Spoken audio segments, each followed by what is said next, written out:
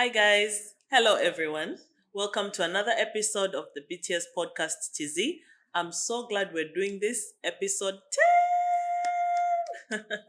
So, without wasting time, I've got a guest joining me, somebody special. And I'm so excited to discuss naye vitu vile vitatu ambavyo I'll unpack in a few. So, without wasting time, allow me to let him introduce himself. I'll just start with his names. His names are Padili James Mikomangwa. So let Padili introduce himself. Thank you, Lokita, for that warm welcome. And I'm glad to be here. So, as you introduced me, I'm Padili Jensen Palabo. Oh, my stage name, Padili James. I am grateful to be a storyteller and a strategist, and I can't wait to share my experience for my part of the life and my part of my creative sandbox. And yeah, let us debate this podcast begin with your cue. Thank you. Yeah. Sasa, I was with friends like last week. Yep. And then we were like, it feels like when you go on social media or any platform, everyone is busy. And you're like, kila mtu ana hustle, the grind, back at it, hashtag Monday, hashtag Nini. And this was like, it feels like you're the one who's not busy. So a thought came to us with a couple of friends, and I was like, hustle culture, hustle culture, is working hard really worth it? That brings us to a topic of today. Yeah. Hustle culture, is working hard enough? So Padili, I like to call him PJ. PJ, Yeah. hivyo nakumbuka ni hustle gani, yani kitu gani ambacho ulifanya it's memorable to you? A hustle that you've done, was it memorable to you? That's memorable to you na ambayo was it worth it? Ukasit back ukasema ila pale nilichukua risk lakini it was worth it, or what is it? Yeah, I remember it was way back in 2018 to 2019 earliest. I was working for a PhD student from University of Harvard. So he came in looking for a certain topic, and he wanted field researchers, individuals who are conversant in statistics and research, to go in there to collect information from the locals. So tukawa deployed, we went there. So during my field trips, I was in the outskirts of Tanga, right, in Handeni, in the periphery of the peripheral, as they said. So tukaanza kukimbizwa na nyoka, okay, chatu, because tulikuwa kijijini sana na kila usiku msimu huo kulikuwa kuna chatu. Wapi huko? Huko Handeni ndani huko vijijini. Yeah. So walikuwa wamekula mbuzi, wamekula mbwa. Kuna mwindaji mmoja alikuwa amekamatwa, yeye ndio alikuwa guide wetu, kwa alikuwa anatembea na panga. So alikuwa anajua track fields za kupita na wapi tusipite, imagine. And then the same day nikawa trapped kule kijijini, because by the time nilikuwa nafanya field work na by the part time nilikuwa nafanya kama correspondence na magazeti mbalimbali hapa nchini na mengine internationally. So nilikuwa na column ya kuandika, afikuwa past deadline. I can't sleep kijijini, I have to go back into Tanga urban. So nikakodisha boda, chukua watu 4, mimi na my coworkers, tukapanda plus 4 na ni kijijini. Na kijijini. Plus the rider. So uzuri chukua lean, all right? I was maybe 60 kgs by the time. Tukabanana. It was a trip ya kama 1 and 45 minutes. It was the longest trip in my life. So nilikuwa naomba njiani tusivamiwe na fisi. Na kukua kuna rumors, kukua kuna simba migrate from other world parks wanakuja into that pori kula wanyama. Yeah. So I was praying, okay, mkimoyomo mpaka nafika. I can't even forget Pakaleo, because he told me a couple of lessons, 3 lessons. Number 1, to be persevere. Persevere into the toughest moment duniani. No matter what will happen, sticks and stones won't break my bones. But also number 2, kuwa na tenacity in each and everything kanachokuja duniani. Whether it's through a bad brief imekuja, whether through a bad strategy imekataliwa na client, whether your campaign is not working well, you have to understand that you have to have that tenacity. And number 3, to understand kwamba each and everything can be manifested in it of itself. Inaweza ikawa is your work done ikawa mbaya, your work done ikawa nzuri. At the end of the day, celebrate into that process. Yeah, so that's my story. Interesting. Yep. Was it Worth it. How was the money? All right. So the money was very good. Mhm. All right, because I was paid in USD. If you convert it into Tanzanian currency, It was it's a a lot. lofty amount. And I did some things, bought some assets up country, improved my Nice. life, but also saved some money. At the end of the day, it was something that I really enjoyed to do because the work done improved my career, improved my mental capacity and my Nice. resilience. And at the end of the day, I had some sort of fun up there, met new people, learned new Safi. skills. Salama hujakutana na chatu. Yeah. Huko. Maka it could be another story. Yeah. Interesting. Yeah. Sasa hivi hustle culture ni nini? Kwa sababu unajua wengi tukisikia hustle culture tunasema hustle, Yeah. pambana nini, biashara fulani hivi umechukua kitu hapa unafanya hivi Yeah, au na fine. biashara yako. And not necessarily 9 to 5. Hivi hustle culture ni nini? All right. So for me, hustle culture ni set of actions and choices that people make on a daily basis to make sure that they move from one stage to another across the socio-economic ladder. All right. So you can trace it back into history. Tokea mwanadamu alivyovumbua moto, tokea mapinduzi ya kwanza ya kilimo, mapinduzi ya pili ya kiuchumi, ya tatu mpaka sasa hivi ya nne, the fourth industrial revolution. So the hustle has been there for mwanadamu to move from one stage to another. So that is my translation. Na nikiita back into history. So for me, naona inakuwa evident more katika watu waliopo katika mstari ufuatao wa kiuchumi. Low to mid income earners. Manake sisi ndio tunaonunua kila kitu ambacho kiko kwenye groceries, kiko kwenye department stores. Sisi ndio tunatafuta services, okay, mbalimbali. Na sisi ambao tunatafuta ku-earn na own properties and other financial instruments. All right. So for me, that's the way how I see the hustle culture.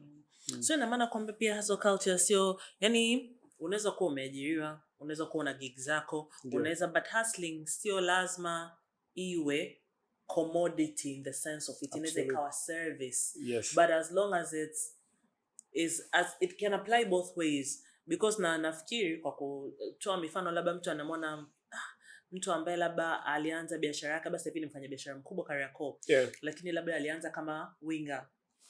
Mtu anasema yule ndo hustle culture. Lakini yule jamaa ambaye yuko kwenye laptop yake au ni customer service somewhere, anaonekana sio hustle culture. Does hapo hustle culture kwa mtu ambaye anasema ni customer care somewhere, simu zake ana nini, ndo anaanza career yake, na kuna mwingine ni winger Kariakoo. Ndio. Oh, really? Is it what in hustle culture? Absolutely. And I'll tell you why. All right. Because watu tumezoea associate the term hustle na kutoa juani, kutoka majasho, kuumia, kurudi nyumbani na mkate wako. All right. But in it of itself, kama nilivyosema, it's a process ambayo inamfanya mwanadamu ku make a set of decisions and choices deliberately, akiwa na aspirations of moving from one stage to another stage within the socio-economic ladder. Now, at the end of the day, winger, all right, lengo lake nataka afungue nini? Kibanda kiframe chake. Si ndio? Atafungua ya pili na ya tatu. The customer service person naye atatoka kwa customer service attendant, atakuwa maybe sales executive. Atatoka kwa sales executive, atakuwa marketing director mpaka juu. So the only DNA iliyopo pale ni aspirations. Je, unataka kugrow kwa kiasi gani? Yeah. That's strong. Like so basically, from what I can collect, ni kwamba hustle culture yenyewe iko tied to aspirations, as long as there's a link into you're doing something to better yourself and you're doing it in a sustainable manner or longevity. I don't know how to keep it. Lakini interesting, sababu mimi nahisi pia watu wanatabia ni kama hivyo, kama hujatoil. Mtu haisemi kwamba mpaka mtu aseme nimepambana nimefanyaje. Which I think in a land kwenye swali letu, yani topic yetu, hii hustle culture is working hard enough. No. It's not enough. And I'll tell you why. All right? They'll come for you in the comments. Yeah, they'll come for me in the comment. Then hold on, don't do that. So until listen to me.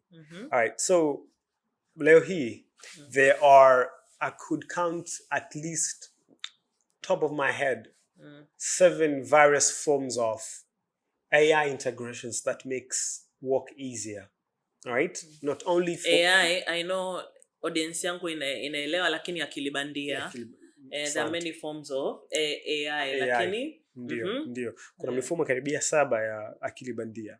Hizo zinawasaidia watu kama sisi tubarikiwa kufanya kazi ambazo zinatumia akili, right? Na we are using computer manipulation to execute work, right? So these 7 different versions of AI integrations are currently and predictably expected to rob certain jobs of people. So you do not only rely on your hard work, you need to rely on your brain. You need to predict things even before they happen, right? You need to have something, a famous person I know is called anaitwa Andrew Tate. Lazima una perspicacity, kwamba uweze kuyaona mambo mbeleni, uweze kuyafanyia masuluhisho yake even before they happen, right? Andrew Tate is controversial. Kuna watu very I'll tell you my stance after the show. Lakini Andrew Tate is a very, kuna watu ambao they are pro Andrew Tate sana, na kuna wengine ni negative. Andrew Tate is controversial podcaster. Yes. So working hard is not the only recipe unahitaji ku succeed. It's not enough. Hasa mbona zozetu kwa nini ndikuwa nenda shule, soma kwa bidii, get good grades, faulu, fanya kazi, hard work, you'll make it. Very good. All right. Do you know why most people asasa in 2025 or even baada ya mapinduzi ya 4 ya viwanda walikuwa wanashindwa kuhimili mabadiliko ya teknolojia? It's because walizoea back in the days kufanya kazi kwa nguvu. Watoto walivyokuja wapya wanajua kutumia teknolojia vizuri. They know different versions of computer executions, okay? To simplify their work, walihakikisha kwamba wana move faster. Today unahitaji kujua how can I make my money work for me while nimelala. Today unahitaji kujua how can I make my work simpler, smarter, na isichukue muda mrefu. Today unahitaji kuelewa kwamba how can I wake up today and make my timetable so smooth and so seamlessly to an extent I save time. And not only save time, I create time. Unajua Makida, you can create time. In the context of setting time to do something, like intentionally unapangilia muda wako, kutenga muda wa kufanya kitu. Yes. Is that what you But through the circle of relative time, you are creating extra hours whereby you can dedicate those extra hours to and even much more. To an extent, an average man, an ordinary day-to-day worker, utamshinda by 10 steps ahead of him. So break it down for us, kwa sababu I'm sure mtueleze how can you make extra time. I'll give an example of what I do. So for instance, I have a 9 to 5 I do. So I make sure nikiamka asubuhi nafanya muda wa mazoezi yangu to be healthy, okay? Naandaa my smoothie, naandaa my detox, na naanza na dedicate maybe 45 to 30 minutes kuhakikisha kwamba na iterate my AI learnings hapo nilipo, kuhakikisha kwamba nikiingia kazini katika muda wa kawaida ambao napambana na watu wengine, mimi am one step ahead. Why? Because nina tools ambazo maybe 80% of individuals hawana. To an extent nikipata kazi nina execute katika muda mfupi, so napunguza workload yangu by 50%. I have other spare 50% of my time dedicated into something else. Naweza nikatumia muda wangu huo kufanya maybe side gigs ya client, nikatumia muda wangu huo ku execute task nyingine ambayo nilikuwa niifanye next week. So tuna execute ule muda wa next week nimeshautunza tayari kufanya mambo mengine. That's how I quote unquote create time. So for you unaniangalia, so kwamba na quote unquote create time kama Mungu, hapana. It's the illusion na kwamba that time nilikuwa ni dedicate into something else. I'm saving that time by making sure that naamka mapema and I'm using technology to my advantage to cut down that workload. Yes, so working hard, quote unquote, is not the only recipe you need. You need to be very smart to use whatever tool ulizonazo mbele yako, whether they are technological tool, watu, human resources, whether through your own iterations kuhakikisha kwamba you are one step ahead of an everyday individual. Nakumbuka na nitamalizia hapa by statement my father. Alikuwa ananiambia Padili kwa Kisukuma, anavyoliita jina langu Padili. Ambia wewe ni Mikomangwa. So Mikomangwa is our clan name. Kwamba Mikomangwa is always 3 steps to 10 steps ahead an ordinary man. So my father was the first of his generation to be a sound engineer na kuwa the best sound engineer up in the country. So alikuwa na work hard 10 steps than an ordinary person kuhakikisha tunaenda the best schools in the country. Alikuwa na work hard. Work hard, lakini pia alikuwa anakuwa smarter kwa sababu alihakikisha anajitafutia mwenyewe scholarship way back miaka hiyo. Scholarships ukipata kweli you're top of your class, unajua. Lakini pia my dad alikuwa anafanya side hustle. My dad ni technician, right? So alikuwa na workshop yake nyumbani, so anaenda kazini lakini ana workshop nyumbani, so akirudi vifaa vinavyosumbua anavitengeza yeye, ana earn extra money. So majirani walikuwa wanashangaa, tunawezaje kwenda Isamilo kufanya extra tutorship, tunawezaje kwenda certain schools sipende kuitaja while sisi tunakaa in a certain community. Why? Because my dad alikuwa ana extra time usiku, anafanya repairment, mimi namuona ananifundisha kucheza keyboard, mimi namuona anafanya translation sessions na baadhi ya wazungu walikuwa wanakuja miaka hiyo. So that's what I learned from my family. Yeah. Nice. Yes. Nice. That's interesting. I think katika kitu kimoja cha katika narration yako ulipokuwa unazungumza, nahisi umeredefine productivity. Yeah. Kwa sababu working smart is key to being more productive and getting more results. Yeah. Doesn't necessarily mean working hard. Yani kwa sababu mimi nafanya kazi sana then I'm bound to succeed. Kuna mtu mwingine ambaye anaweka wametumia akili kuongeza productivity yao kwa kutumia muda mdogo zaidi ku achieve the same results that you will achieve in 2 or 3 times the time. Yeah. So I think that sort of gives context into what you're speaking about. Yeah.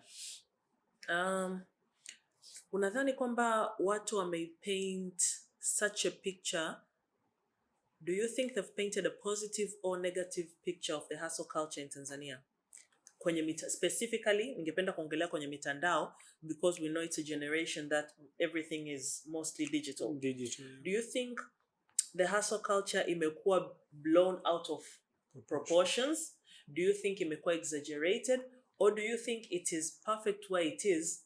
People just need to optimize. And what I mean by that ni kwamba hapa tulipo pako sawa, lakini inabidi wewe akili ya kuambiwa changanya na akili ya kwako. What do you feel? Yeah, I think it has been misrepresented. Okay, imekuwa misrepresented in following parameters. One, watu wanadhani the hustle culture ina belong kwa watu ambao hawana mbele wala nyuma, ila wanajaribu kuganga kuenga na njaa kila siku ama kufanya day jobs ama zinaitwa day workers ili mambo yaende. And number 2, watu wanadhani inahitaji kuwa as laborious and tedious, as dirty as it can, ama as rambunctious as it can, lakini haihitaji kuwa hivyo. Na number 3, watu wanahisi inakuwa associated na watu ambao hawana skill set ama watu ambao wanahitaji manual labor to earn their living. Yes. So for me it's that. And inakuwa pia underrated in a certain way ya kwamba it is something that was quote unquote created as an aspiration note, kwamba nahitaji ni hustle. Kumbuka even way back in Kenya, namkumbuka mgombea urais ambaye sasa hivi ni rais, William Ruto, alikuwa anataka champion the hustler economy, kwamba the hustler economy ni kile ni ile aspiration kwamba Mkenya wa kawaida ambaye anapambana ku move from one stage to another anapata nafasi za sera za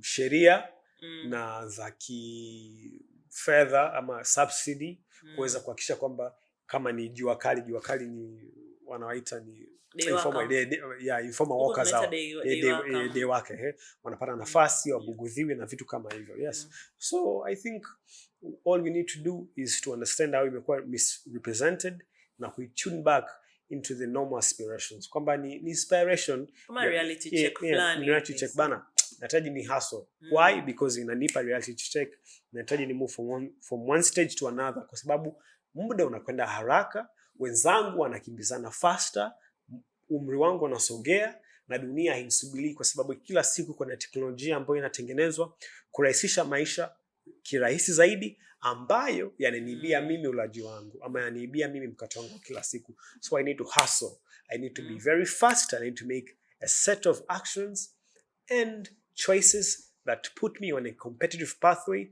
to be upper within the social and economic ladder. Yeah. Interesting thing. That was very interesting. Yeah.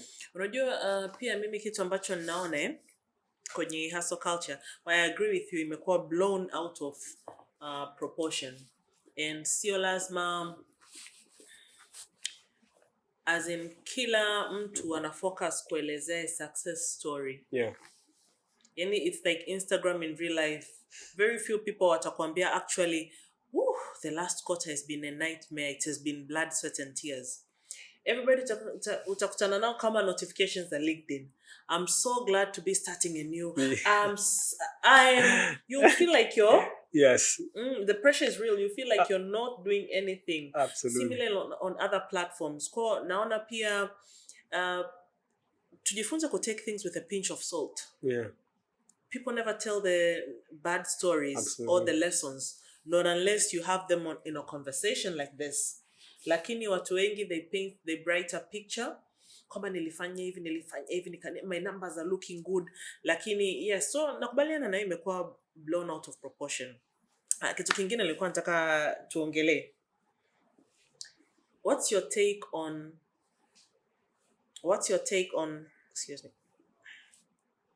Kitu kingine nilichokuwa nataka tuongelee. What's your take on watu wakiwa wanaelezea njia zao or pathways zao zilizowafikisha katika mafanikio? Yeah. And I want to hear your thoughts. Is there a common fabric you see? Naongelea kuhusu Tanzania. And similarly Africans, lakini do you see a common fabric, or what's your take katika hii success stories za watu wengi, be it elderly, be it someone our age? I feel it's authentic. It's questionable. Yeah, it's questionable in terms of most stories ninazozisikia, they're too, for the lack of a better word, dirty, gore and too dark niseme. Yani mwanzo unakuwa una maumivu mengi. Sidhani kama naelewa tukitrace toka kwenye vitabu kwamba tokea baba yetu wa kwanza Adam na mama yetu wa kwanza Hawa waliofukuzwa kwenye garden, of course we were doomed kama wanadamu, but not to that extent. Mara nyingi watu wanapopaint their hustle story inakuwa ina a lot of downs, okay? Maumivu ni mengi sana. To an extent mtu kisikia story yake, yes, utakuwa inspired, lakini utakuwa threatened at the end of the day. Yes, mpata utakuwa threatened. For instance, nikifuatilia story ya mtu anani-inspire mimi kusema kweli. Mimi nakuwa inspired na kwenye filmmaking, James Cameron na Quentin Tarantino. Okay? Lakini kuna masuala ya strategy, nakuwa inspired na Sun Tzu, na kuna mtu anaitwa Kelvin Twisser, na kuna mtu anaitwa Steve Bannon. Steve Bannon ndio strategist wa Trump. Okay? So naipenda stories zao, manake ndio zina, of course maisha yana up and down, lakini stories zao zina, kwenye kila changamoto there's beauty in it. Okay? Steve Bannon kuna muda alifukuzwa kwenye department na Trump, lakini akarudi nyuma, akajipanga, akaibu kuangalia mambo kwa uzi tofauti kabisa. Some applies na kina Sun Tzu vile vile. Yeah. So for me, I think there's a new way of telling a story without making it too hard, without making it kwamba nilihaso sana, msinione hivi, nishawahi tukupigwa risasi 7 and things like that. Yeah, for a joke. Behind the scenes nilikuwa nasema just to shed light kwa audience ni kwamba watu wasidiscredit mafanikio ya watu kama hayana visu vingi nyuma yake.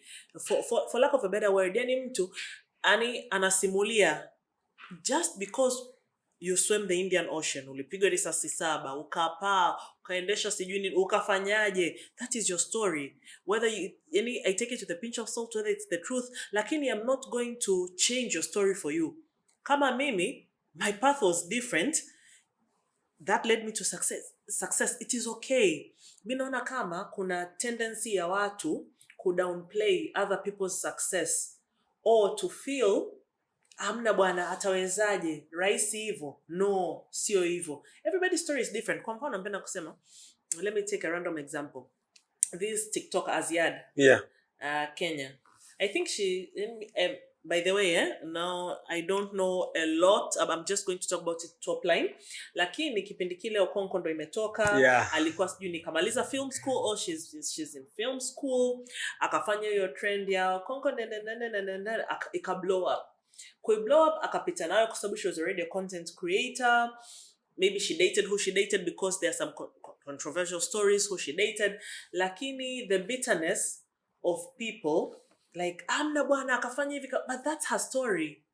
That's her story. It's not taking away from her.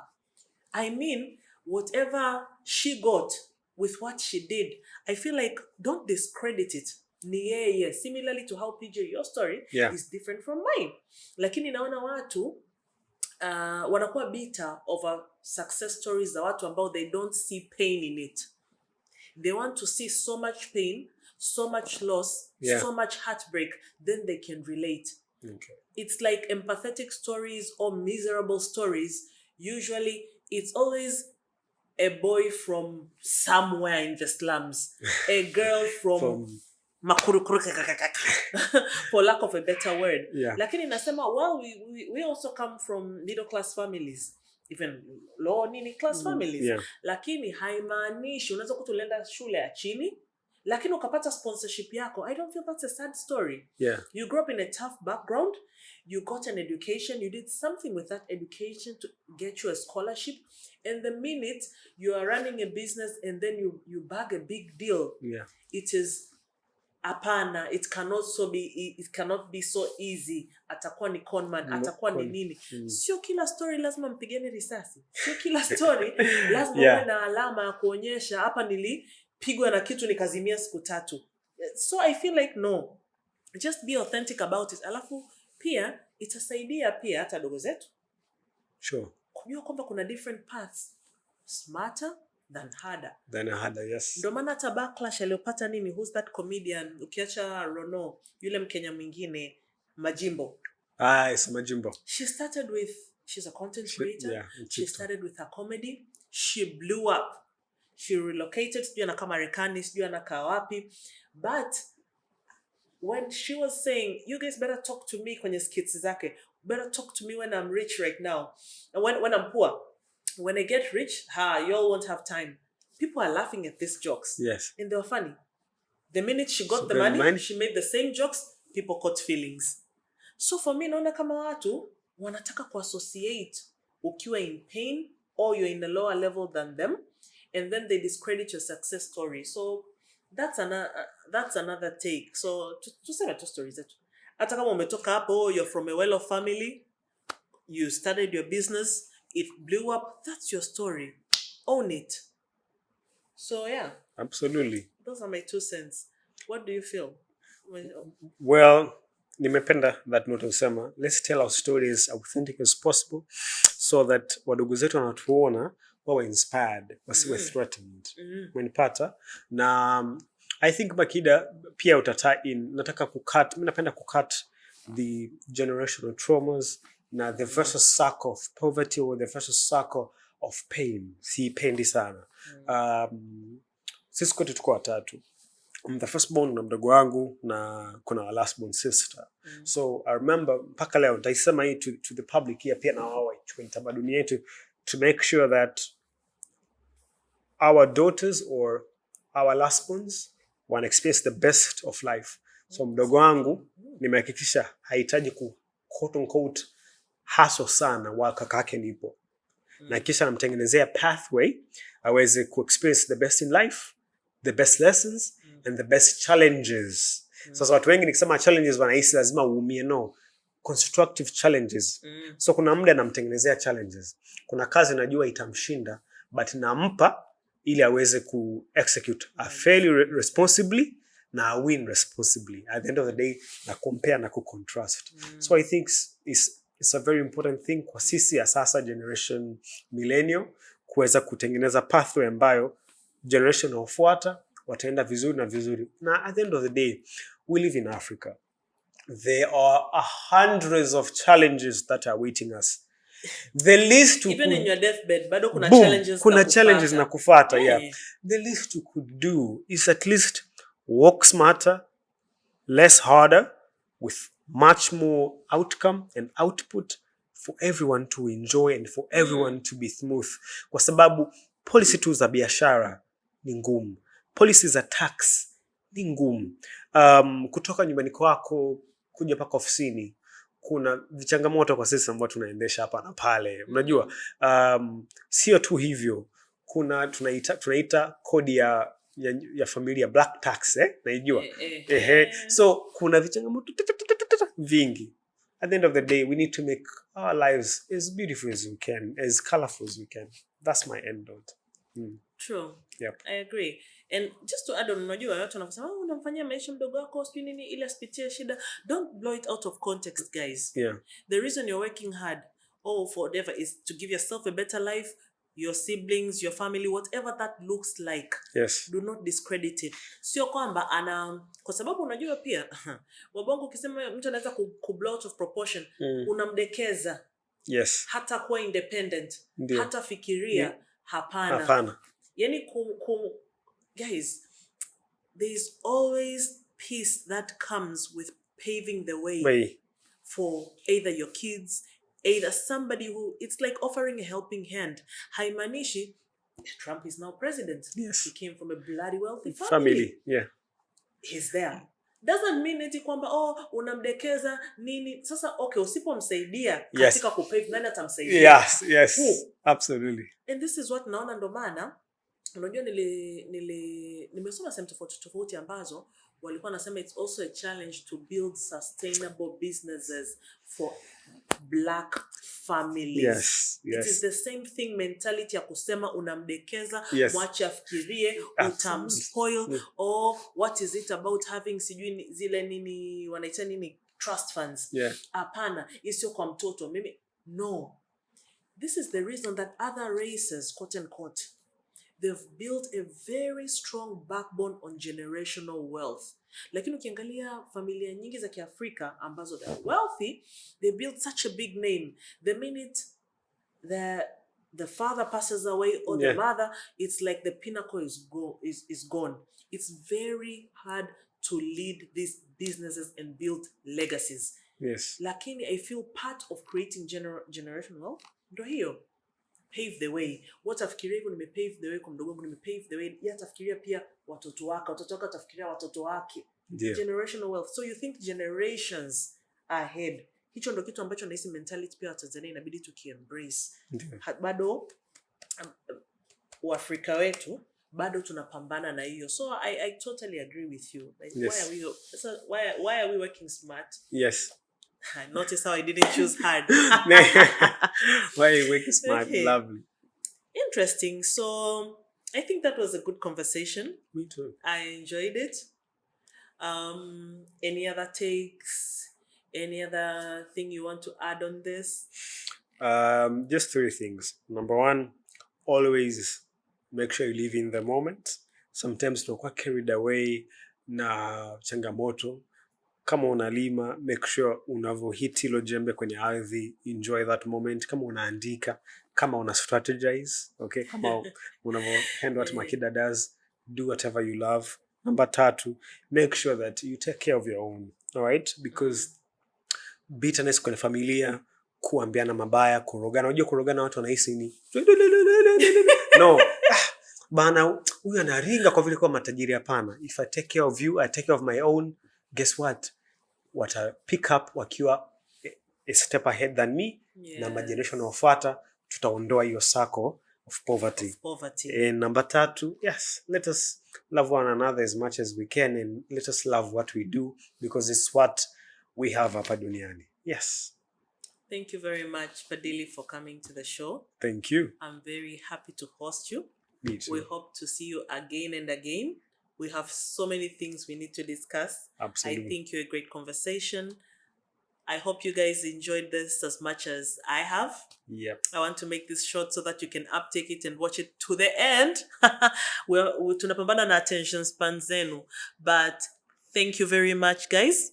Please don't forget to subscribe, like, and comment. Instagram, BTS Podcast TZ. TikTok, BTS Podcast TZ. And on YouTube, BTS Podcast TZ. See you what? See you sooner than later. Bye.